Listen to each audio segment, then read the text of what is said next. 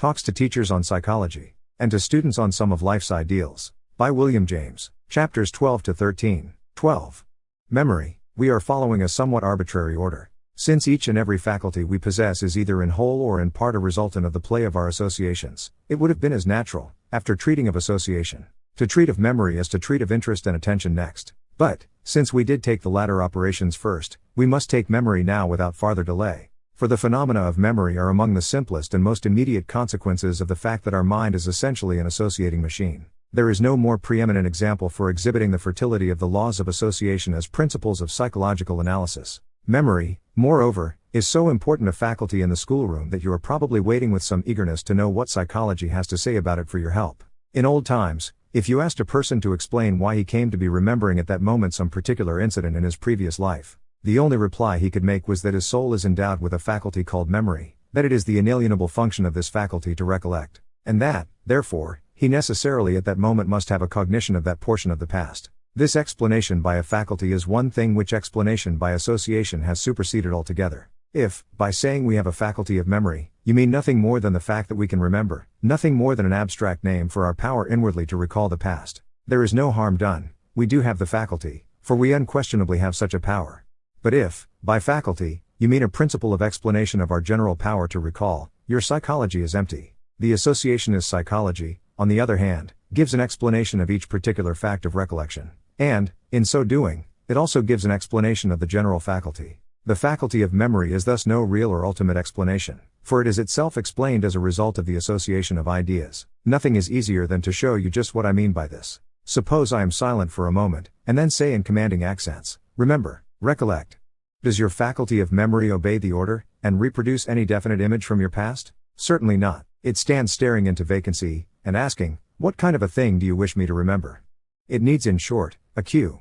But, if I say, "Remember the date of your birth," or "Remember what you had for breakfast," or "Remember the succession of notes in the musical scale," then your faculty of memory immediately produces the required result. The cue determines its vast set of potentialities toward a particular point. And if you now look to see how this happens, you immediately perceive that the cue is something contiguously associated with the thing recalled. The words, "date of my birth," have an ingrained association with a particular number, month, and year. The words, "breakfast this morning," cut off all other lines of recall except those which lead to coffee and bacon and eggs. The words, "musical scale," are inveterate mental neighbors of do, re, mi, fa, sol, la, etc. The laws of association govern, in fact, all the trains of our thinking which are not interrupted by sensations breaking on us from without. Whatever appears in the mind must be introduced. And, when introduced, it is as the associate of something already there. This is as true of what you are recollecting as it is of everything else you think of. Reflection will show you that there are peculiarities in your memory which would be quite whimsical and unaccountable if we were forced to regard them as the product of a purely spiritual faculty. Were memory such a faculty, granted to us solely for its practical use, we ought to remember easiest whatever we most needed to remember. And frequency of repetition, recency, and the like, would play no part in the matter. That we should best remember frequent things and recent things, and forget things that are ancient or were experienced only once, could only be regarded as an incomprehensible anomaly on such a view.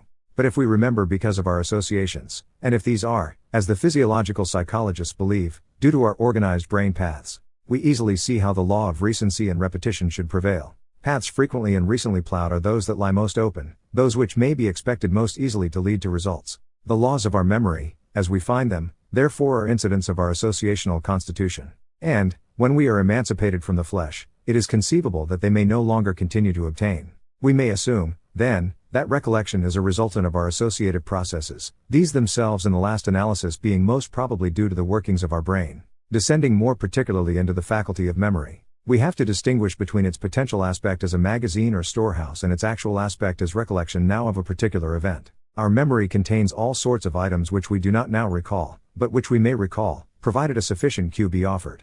Both the general retention and the special recall are explained by association. An educated memory depends on an organized system of associations, and its goodness depends on two of their peculiarities. First, on the persistency of the associations, and, second, on their number. Let us consider each of these points in turn. First, the persistency of the associations. This gives what may be called the quality of native retentiveness to the individual. If, as I think we are forced to, we consider the brain to be the organic condition by which the vestiges of our experience are associated with each other, we may suppose that some brains are wax to receive and marble to retain. The slightest impressions made on them abide. Names, dates, prices, anecdotes, quotations, are indelibly retained, their several elements fixedly cohering together, so that the individual soon becomes a walking cyclopedia of information. All this may occur with no philosophic tendency in the mind, no impulse to weave the materials acquired into anything like a logical system. In the books of anecdotes, and, more recently, in the psychology books, we find recorded instances of monstrosities, as we may call them, of this desultory memory, and they are often otherwise very stupid men. It is, of course, by no means incompatible with a philosophic mind, for mental characteristics have infinite capacities for permutation. And, when both memory and philosophy combine together in one person, then indeed we have the highest sort of intellectual efficiency. Your Walter Scotts, your Leibnizes, your Gladstones, and your Goethes, all your folio copies of mankind, belong to this type. Efficiency on a colossal scale would indeed seem to require it. For, although your philosophic or systematic mind without good desultory memory may know how to work out results and recollect where in the books to find them, the time lost in the searching process handicaps the thinker, and gives to the more ready type of individual the economical advantage. The extreme of the contrasted type, the type with associations of small persistency, is found in those who have almost no desultory memory at all. If they are also deficient in logical and systematizing power, we call them simply feeble intellects, and no more need to be said about them here. Their brain matter, we may imagine, is like a fluid jelly, in which impressions may be easily made, but are soon closed over again, so that the brain reverts to its original indifferent state. But it may occur here, just as in other gelatinous substances, that an impression will vibrate throughout the brain, and send waves into other parts of it. In cases of this sort, although the immediate impression may fade out quickly, it does modify the cerebral mass. For the paths it makes there may remain, and become so many avenues through which the impression may be reproduced if they ever get excited again. And its liability to reproduction will depend of course upon the variety of these paths and upon the frequency with which they are used. Each path is in fact an associated process, the number of these associates becoming thus to a great degree a substitute for the independent tenacity of the original impression. As I have elsewhere written, each of the associates is a hook to which it hangs, a means to fish it up when sunk below the surface. Together they form a network of attachments by which it is woven into the entire tissue of our thought. The secret of a good memory is thus the secret of forming diverse and multiple associations with every fact we care to retain. But this forming of associations with a fact, what is it but thinking about the fact as much as possible? Briefly, then, of two men with the same outward experiences, the one who thinks over his experiences most, and weaves them into the most systematic relations with each other, will be the one with the best memory. But, if our ability to recollect a thing be so largely a matter of its associations with other things which thus becomes its cues, an important pedagogic consequence follows. There can be no improvement of the general or elementary faculty of memory, there can only be improvement of our memory for special systems of associated things. And this latter improvement is due to the way in which the things in question are woven into association with each other in the mind. Intricately or profoundly woven, they are held, disconnected, they tend to drop out just in proportion as the native brain retentiveness is poor. And no amount of training, drilling, repeating, and reciting employed upon the matter of one system of objects, the history system, for example, will in the least improve either the facility or the durability with which objects belonging to a wholly disparate system, the system of facts of chemistry, for instance, tend to be retained. That system must be separately worked into the mind by itself, a chemical fact which is thought about in connection with the other chemical facts, tending then to stay, but otherwise easily dropping out. We have, then, not so much a faculty of memory as many faculties of memory. We have as many as we have systems of objects habitually thought of in connection with each other. A given object is held in the memory by the associates it has acquired within its own system exclusively. Learning the facts of another system will in no wise help it to stay in the mind, for the simple reason that it has no cues within that other system. We see examples of this on every hand. Most men have a good memory for facts connected with their own pursuits. A college athlete, who remains a dunce at his books, may amaze you by his knowledge of the records at various feats and games, and prove himself a walking dictionary of sporting statistics. The reason is that he is constantly going over these things in his mind, and comparing and making series of them. They form for him, not so many odd facts, but a concept system, so they stick. So the merchant remembers prices, the politician other politicians' speeches and votes, with a copiousness which astonishes outsiders, but which the amount of thinking they bestow on these subjects easily explains. The great memory for facts which a Darwin or a Spencer reveal in their books is not incompatible with the possession on their part of a mind with only a middling degree of physiological retentiveness. Let a man early in life set himself the task of verifying such a theory as that of evolution, and facts will soon cluster and cling to him like grapes to their stem. Their relations to the theory will hold them fast, and, the more of these the mind is able to discern, the greater the erudition will become. Meanwhile the theorist may have little, if any, desultory memory. Unutilizable facts may be unnoted by him, and forgotten as soon as heard. An ignorance almost as encyclopedic as his erudition may coexist with the latter, and hide, as it were, within the interstices of its web. Those of you who have had much to do with scholars and savants will readily think of examples of the class of mind I mean. The best possible sort of system into which to weave an object, mentally, is a rational system, or what is called a science. Place the thing in its pigeonhole in a classificatory series. Explain it logically by its causes, and deduce from it its necessary effects. Find out of what natural law it is an instance, and you then know it in the best of all possible ways. A science is thus the greatest of labor-saving contrivances. It relieves the memory of an immense number of details, replacing, as it does, merely contiguous associations by the logical ones of identity, similarity, or analogy. If you know a law, you may discharge your memory of masses of particular instances, for the law will reproduce them for you whenever you require them. The law of refraction, for example, if you know that, you can with a pencil and a bit of paper immediately discern how a convex lens, a concave lens, or a prism, must severally alter the appearance of an object. But, if you don't know the general law, you must charge your memory separately with each of the three kinds of effect. A philosophic system, in which all things found their rational explanation and were connected together as causes and effects, would be the perfect mnemonic system, in which the greatest economy of means would bring about the greatest richness of results. So that, if we have poor desultory memories, we can save ourselves by cultivating the philosophic turn of mind. There are many artificial systems of mnemonics, some public, some sold as secrets. There are also many devices for training us into certain methodical and stereotyped ways of thinking about the facts we seek to retain. Even were I competent, I could not here go into these systems in any detail, but a single example, from a popular system, will show what I mean. I take the number alphabet, the great mnemonic device for recollecting numbers and dates. In this system each digit is represented by a consonant, thus, 1 is T or D, 2, N, 3, M, 4, R, 5, L, 6, SH, J, CH, or G, 7, C, K, G, or Q, 8, F or V, 9, B or P, 0, S, C, or Z.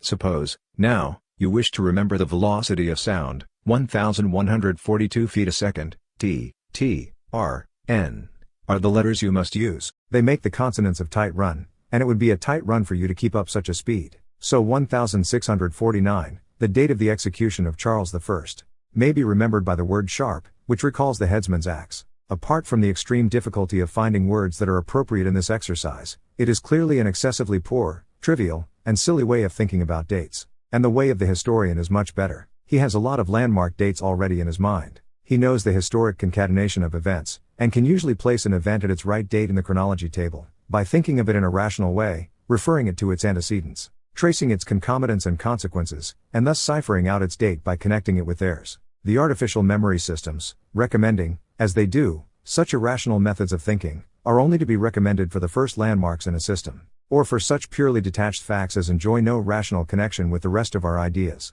Thus the student of physics may remember the order of the spectral colors by the word vibgeur which their initial letters make. The student of anatomy may remember the position of the mitral valve on the left side of the heart by thinking that LM stands also for long meter in them books. You now see why cramming must be so poor a mode of study. Cramming seeks to stamp things in by intense application immediately before the ordeal.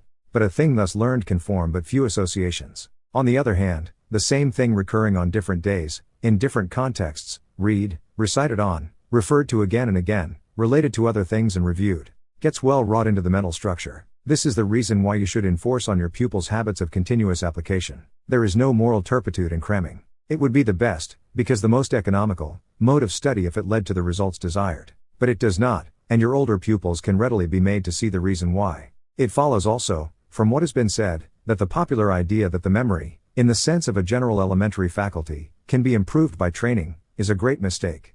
Your memory for facts of a certain class can be improved very much by training in that class of facts, because the incoming new fact will then find all sorts of analogues and associates already there, and these will keep it liable to recall.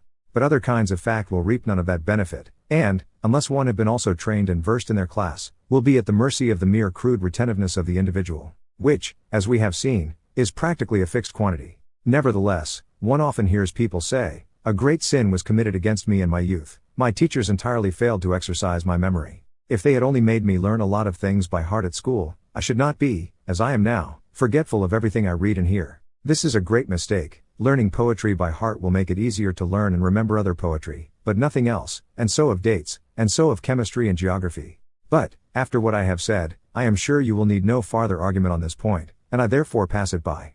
But, since it has brought me to speak of learning things by heart, I think that a general practical remark about verbal memorizing may now not be out of place. The excesses of old-fashioned verbal memorizing, and the immense advantages of object teaching in the earlier stages of culture, have perhaps led those who philosophize about teaching to an unduly strong reaction, and learning things by heart is now probably somewhat too much despised. For, when all is said and done, the fact remains that verbal material is, on the whole, the handiest and most useful material in which thinking can be carried on.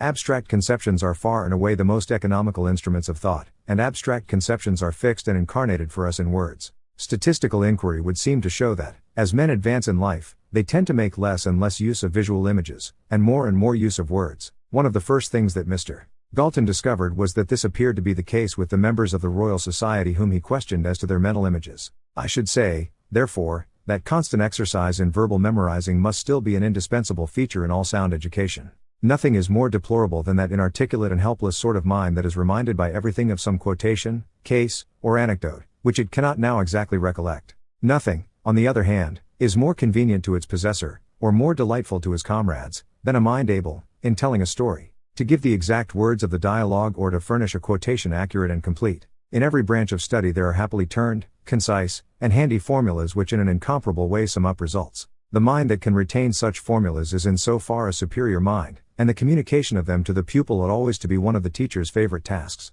In learning by heart, there are, however, efficient and inefficient methods, and, by making the pupil skillful in the best method, the teacher can both interest him and abridge the task. The best method is of course not to hammer in the sentences, by mere reiteration, but to analyze them, and think. For example, if the pupil should have to learn this last sentence, let him first strip out its grammatical core, and learn. The best method is not to hammer in, but to analyze, and then add the amplificative and restrictive clauses, bit by bit. Thus, the best method is of course not to hammer in the sentences, but to analyze them and think. Then finally insert the words by mere reiteration, and the sentence is complete, and both better understood and quicker remembered than by a more purely mechanical method. In conclusion, I must say a word about the contributions to our knowledge of memory which have recently come from the laboratory psychologists. Many of the enthusiasts for scientific or brass instrument child study are taking accurate measurements of children's elementary faculties. And among these what we may call immediate memory admits of easy measurement. All we need do is to exhibit to the child a series of letters, syllables, figures, pictures, or whatnot, at intervals of 1, 2, 3, or more seconds, or to sound a similar series of names at the same intervals, within his hearing, and then see how completely he can reproduce the list, either directly, or after an interval of 10, 20, or 60 seconds, or some longer space of time. According to the results of this exercise, the pupils may be rated in a memory scale. And some persons go so far as to think that the teacher should modify her treatment of the child according to the strength or feebleness of its faculty as thus made known. Now I can only repeat here what I said to you when treating of attention. Man is too complex a being for light to be thrown on his real efficiency by measuring any one mental faculty taken apart from its consensus in the working whole. Such an exercise as this, dealing with incoherent and insipid objects, with no logical connection with each other, or practical significance outside of the test, is an exercise the like of which in real life we are hardly ever called upon to perform. In real life, our memory is always used in the service of some interest. We remember things which we care for or which are associated with things we care for. And the child who stands at the bottom of the scale thus experimentally established might, by dint of the strength of his passion for a subject, and in consequence of the logical association into which he weaves the actual materials of his experience, be a very effective memorizer indeed, and do his school tasks on the whole much better than an immediate parrot who might stand at the top of the scientifically accurate list. This preponderance of interest, of passion, in determining the results of a human being's working life, obtains throughout. No elementary measurement, capable of being performed in a laboratory, can throw any light on the actual efficiency of the subject. For the vital thing about him, his emotional and moral energy and doggedness, can be measured by no single experiment, and becomes known only by the total results in the long run. A blind man like Huber, with his passion for bees and ants, can observe them through other people's eyes better than these can through their own. A man born with neither arms nor legs, like the late Kavanaugh, MP. And what an icy heart his mother must have had about him in his babyhood, and how negative with the laboratory measurements of his motor functions have been, can be an adventurous traveler, an equestrian and sportsman, and lead an athletic outdoor life. Mr. Romanus studied the elementary rate of apperception in a large number of persons by making them read a paragraph as fast as they could take it in, and then immediately write down all they could reproduce of its contents. He found astonishing differences in the rapidity, some taking 4 times as long as others to absorb the paragraph, and the swiftest readers being, as a rule, the best immediate recollectors, too. But not, and this is my point, not the most intellectually capable subjects, as tested by the results of what Mr. Romanus rightly names genuine intellectual work. For he tried the experiment with several highly distinguished men in science and literature, and most of them turned out to be slow readers. In the light of all such facts, one may well believe that the total impression which a perceptive teacher will get of the pupil's condition, as indicated by his general temper and manner, by the listlessness or alertness, by the ease or painfulness with which his school work is done, will be of much more value than those unreal experimental tests. Those pedantic elementary measurements of fatigue, memory, association, and attention, etc., which are urged upon us as the only basis of a genuinely scientific pedagogy. Such measurements can give us useful information only when we combine them with observations made without brass instruments, upon the total demeanor of the measured individual, by teachers with eyes in their heads and common sense, and some feeling for the concrete facts of human nature in their hearts. Depend upon it, no one need be too much cast down by the discovery of his deficiency in any elementary faculty of the mind. What tells in life is the whole mind working together, and the deficiencies of any one faculty can be compensated by the efforts of the rest. You can be an artist without visual images, a reader without eyes, a massive erudition with a bad elementary memory. In almost any subject, your passion for the subject will save you. If you only care enough for a result, you will almost certainly attain it. If you wish to be rich, you will be rich. If you wish to be learned, you will be learned. If you wish to be good, you will be good. Only you must, then, really wish these things, and wish them with exclusiveness, and not wish at the same time 100 other incompatible things just as strongly. One of the most important discoveries of the scientific sort that have recently been made in psychology is that of Mr.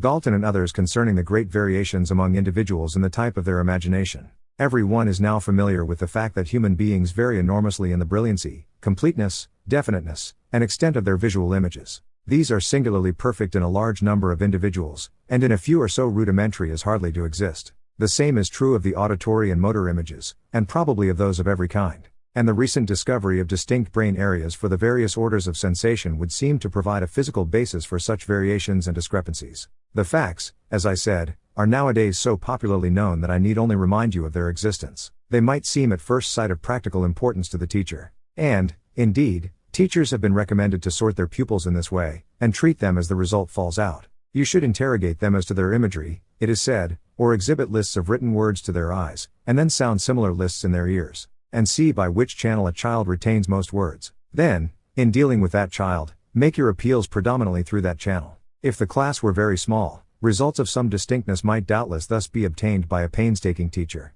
But it is obvious that in the usual schoolroom no such differentiation of appeal is possible.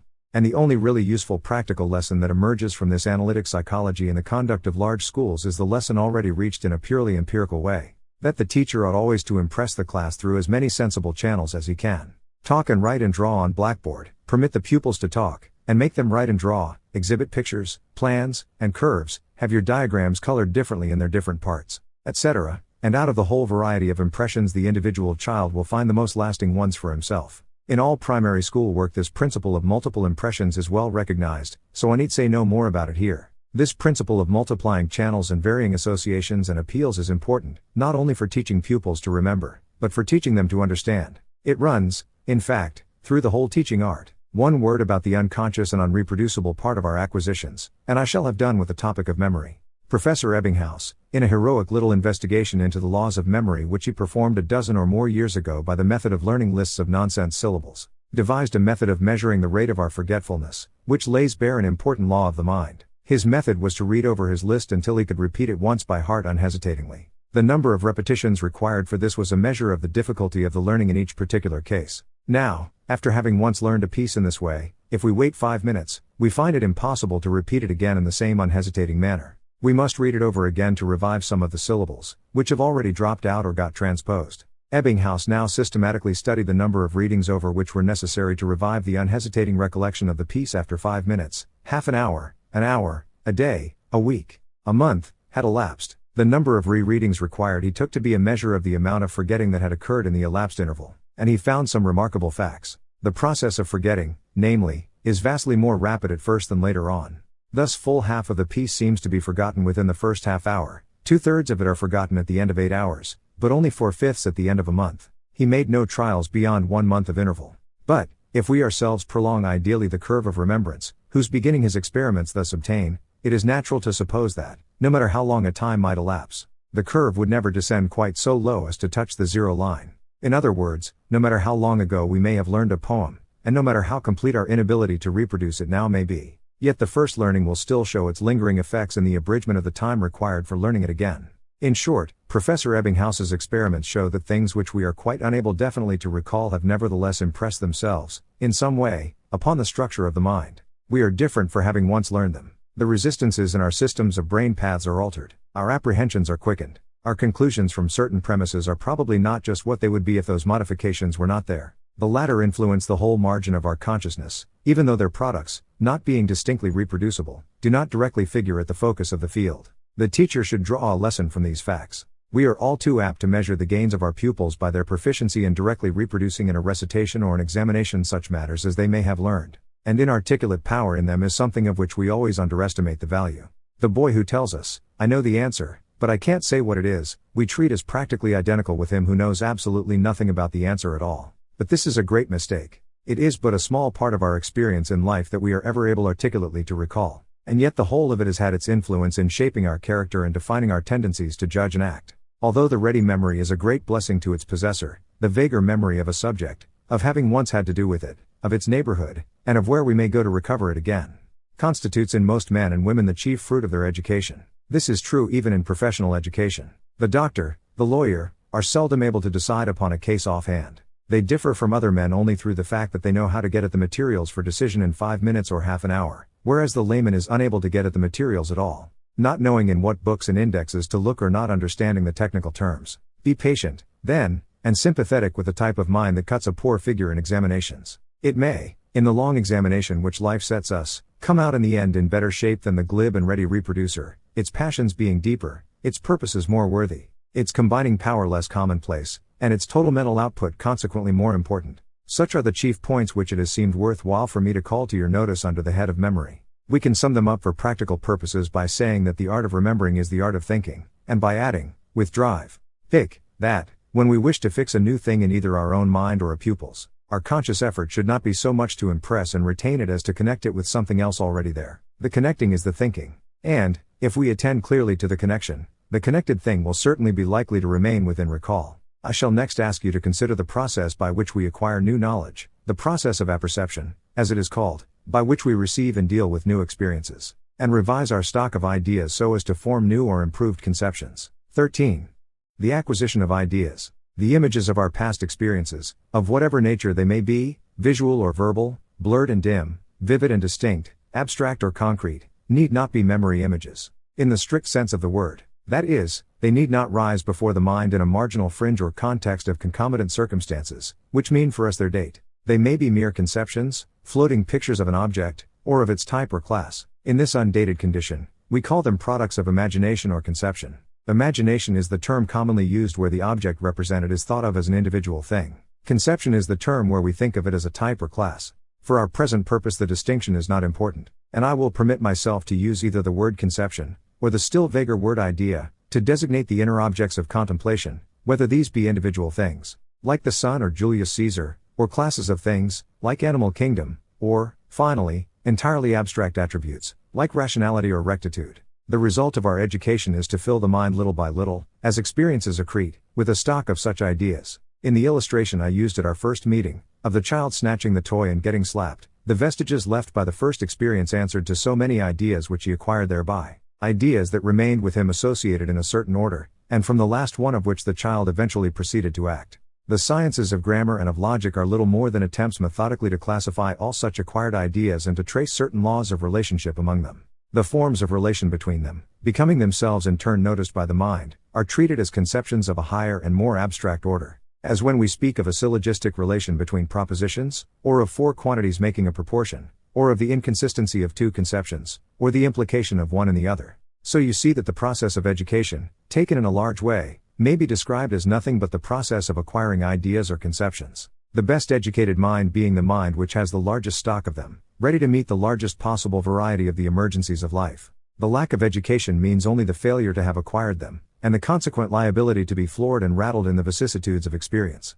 In all this process of acquiring conceptions, a certain instinctive order is followed. There is a native tendency to assimilate certain kinds of conception at one age, and other kinds of conception at a later age. During the first 7 or 8 years of childhood, the mind is most interested in the sensible properties of material things. Constructiveness is the instinct most active. And by the incessant hammering and sawing, and dressing and undressing dolls, putting of things together and taking them apart, the child not only trains the muscles to coordinate action, but accumulates a store of physical conceptions which are the basis of his knowledge of the material world through life. Object teaching and manual training wisely extend the sphere of this order of acquisition. Clay, wood, metals, and the various kinds of tools are made to contribute to the store. A youth brought up with a sufficiently broad basis of this kind is always at home in the world. He stands within the pale. He is acquainted with nature, and nature in a certain sense is acquainted with him. Whereas the youth brought up alone at home, with no acquaintance with anything but the printed page, is always afflicted with a certain remoteness from the material facts of life, and a correlative insecurity of consciousness which make of him a kind of alien on the earth in which he ought to feel himself perfectly at home.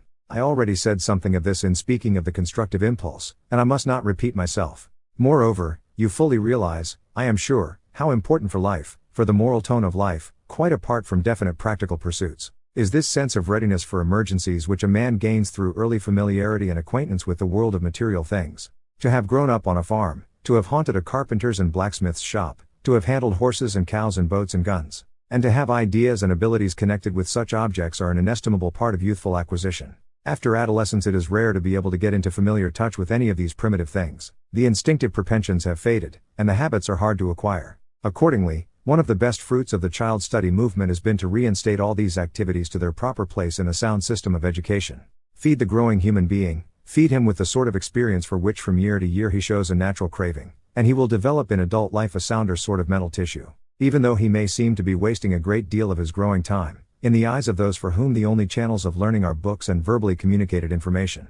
It is not till adolescence is reached that the mind grows able to take in the more abstract aspects of experience, the hidden similarities and distinctions between things, and especially their causal sequences. Rational knowledge of such things as mathematics, mechanics, chemistry, and biology is now possible, and the acquisition of conceptions of this order form the next phase of education.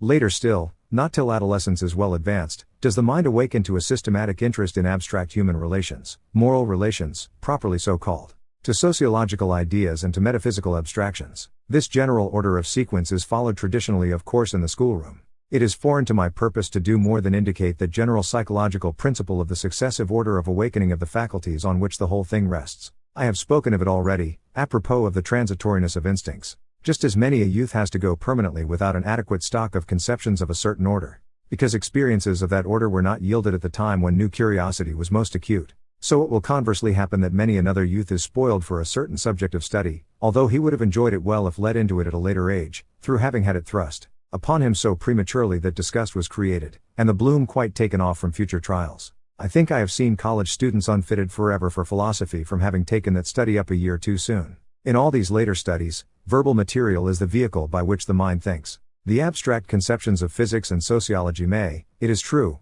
be embodied in visual or other images of phenomena, but they need not be so. And the truth remains that, after adolescence has begun, words must constitute a large part, and an always larger part as life advances, of what the human being has to learn. This is so even in the natural sciences, so far as these are causal and rational, and not merely confined to description. So I go back to what I said a while ago apropos of verbal memorizing. The more accurately words are learned, the better, if only the teacher makes sure that what they signify is also understood. It is the failure of this latter condition, in so much of the old-fashioned recitation, that has caused that reaction against parrot-like reproduction that we are so familiar with today. A friend of mine, visiting a school, was asked to examine a young class in geography. Glancing at the book, she said, "Suppose you should dig a hole in the ground, hundreds of feet deep, how should you find it at the bottom? Warmer or colder than on top?" None of the class replying, the teacher said, "I'm sure they know, but I think you don't ask the question quite rightly. Let me try." So, taking the book, she asked, "In what condition is the interior of the globe?" and received the immediate answer from half the class at once, "The interior of the globe is in a condition of igneous fusion." Better exclusive object teaching than such verbal recitations as that. And yet verbal reproduction, intelligently connected with more objective work, must always play a leading, and surely the leading, part in education. Our modern reformers, in their books, write too exclusively of the earliest years of the pupil. These lend themselves better to explicit treatment. And I myself, in dwelling so much upon the native impulses, and object teaching, and anecdotes, and all that, have paid my tribute to the line of least resistance in describing. Yet away back in childhood we find the beginnings of purely intellectual curiosity, and the intelligence of abstract terms. The object teaching is mainly to launch the pupils, with some concrete conceptions of the facts concerned, upon the more abstract ideas. To hear some authorities on teaching, however, you would suppose that geography not only began, but ended with the schoolyard and neighboring hill. That physics was one endless round of repeating the same sort of tedious weighing and measuring operation. Whereas a very few examples are usually sufficient to set the imagination free on genuine lines, and then what the mind craves is more rapid, general, and abstract treatment. I heard a lady say that she had taken her child to the kindergarten, but he is so bright that he saw through it immediately. Too many school children see as immediately through the namby-pamby attempts of the softer pedagogy to lubricate things for them, and make them interesting. Even they can enjoy abstractions, provided they be of the proper order. And it is a poor compliment to their rational appetite to think that anecdotes about little Tommies and little Jennies are the only kind of things their minds can digest. But here, as elsewhere, it is a matter of more or less, and, in the last resort, the teacher's own tact is the only thing that can bring out the right effect. The great difficulty with abstractions is that of knowing just what meaning the pupil attaches to the terms he uses. The words may sound all right, but the meaning remains the child's own secret. So varied forms of words must be insisted on, to bring the secret out. And a strange secret does it often prove. A relative of mine was trying to explain to a little girl what was meant by the passive voice. Suppose that you kill me, you who do the killing are in the active voice, and I, who am killed, am in the passive voice, but how can you speak if you're killed? Said the child. Oh, well, you may suppose that I am not yet quite dead. The next day the child was asked, in class, to explain the passive voice, and said, it's the kind of voice you speak with when you ain't quite dead. In such a case as this the illustration ought to have been more varied. Everyone's memory will probably furnish examples of the fantastic meaning which their childhood attached to certain verbal statements, in poetry often, and which their elders, not having any reason to suspect, never corrected. I remember being greatly moved emotionally at the age of 8 by the ballad of Lord Ullin's daughter. Yet I thought that the staining of the heather by the blood was the evil chiefly dreaded, and that, when the boatman said, I'll row you or the ferry, it is not for your silver bright, but for your winsome lady, he was to receive the lady for his pay. Similarly, I recently found that one of my own children was reading, and accepting, a verse of Tennyson's In Memoriam as, ring out the food of rich and poor, ring in redness to all mankind, and finding no inward difficulty. The only safeguard against this sort of misconceiving is to insist on varied statement, and to bring the child's conceptions, wherever it be possible, to some sort of practical test. Let us next pass to the subject of apperception.